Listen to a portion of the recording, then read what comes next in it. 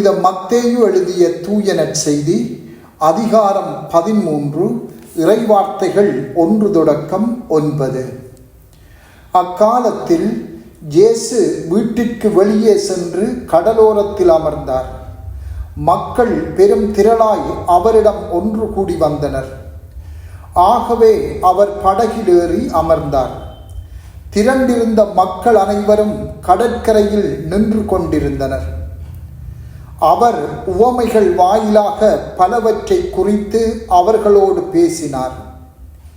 விதைப்பவர் ஒருவர் விதைக்கச் சென்றார். அவர் விதைக்கும் பொழுது சில விதைகள் வழியோரம் விழுந்தன. பறவைகள் வந்து அவற்றை விழுங்கிவிட்டன.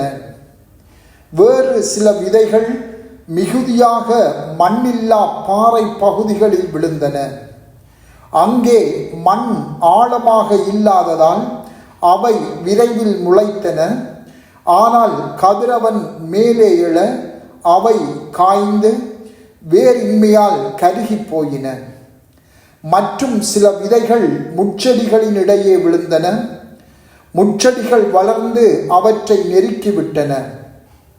ஆனால் இன்னும் சில விதைகள் நல்ல நிலத்தில் விழுந்தன. அவற்றுள் சில 100 மடங்காகவும், சில 60 மடங்காகவும், சில 30 மடங்காகவும் விளைச்சலை கொடுத்தன. கேட்கச் செவியுள்ளோர் கேட்கட்டும் என்றார். சிந்தனை: இயேசு ஏன் உவமைகள் வாயிலாக பேசுகின்றார்? இன்று எமக்கு நன்கு அறிமுகமான விதைப்பவன் உவமையை இயேசு போதிப்பதை நாம் வாசிக்கின்றோம். இயேசு இந்த கதையை கூறி முடித்ததும் சீடர்களும் இதே கேள்வியை இயேசுவிடம் கேட்கின்றார்கள். நீரேன் அவர்களோடு உவமைகள் வாயிலாக பேசுகிறீர்? அதற்கு இயேசுவின் பதில், விண்ணரசின் மறைபொருளை அறிய உங்களுக்கு கொடுத்து வைத்திருக்கிறது, அவர்களுக்கோ கொடுத்து வைக்கவில்லை. ஏன் அது? முதலாவதாக, உவமையை கேட்பது இலகுவானது. எங்கள் கவனத்தை இலகுவாக அது ஈர்க்கின்றது. நினைவிலே வைத்திருப்பதும் இலகுவானது. இந்த உவமையிலே விதைக்கிறவர் விதைகளை விதைக்கின்றார். அப்போது அவை வழியோரத்திலும் பாறை மீதும் முட்களிடையிலும் நல்ல நிலத்திலும் விழுகின்றன. இதனை நேரடியாக பொருள் கொள்வதில் எந்தவித சிரமமும் இருக்காது.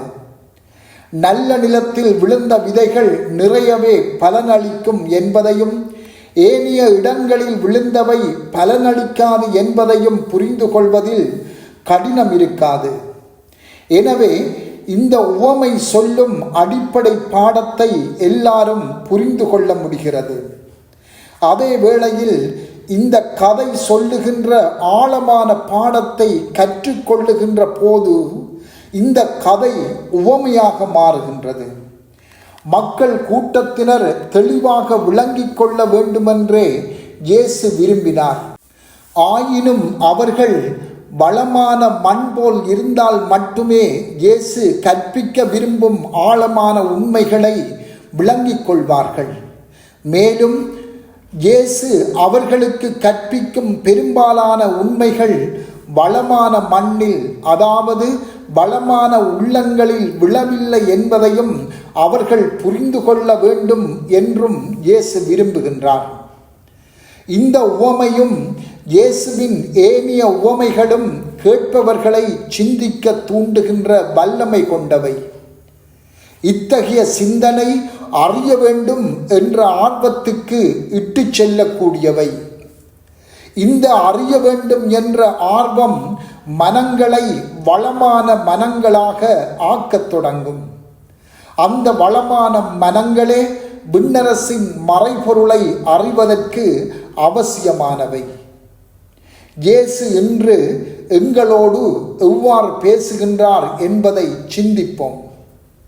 எமது செபங்களில் இயேசு நேரடியாக எங்களோடு பேசுகின்ற விண்ணரசின் மறைபொருளை விளங்கிக் கொள்ளக்கூடியதாக உள்ளதா?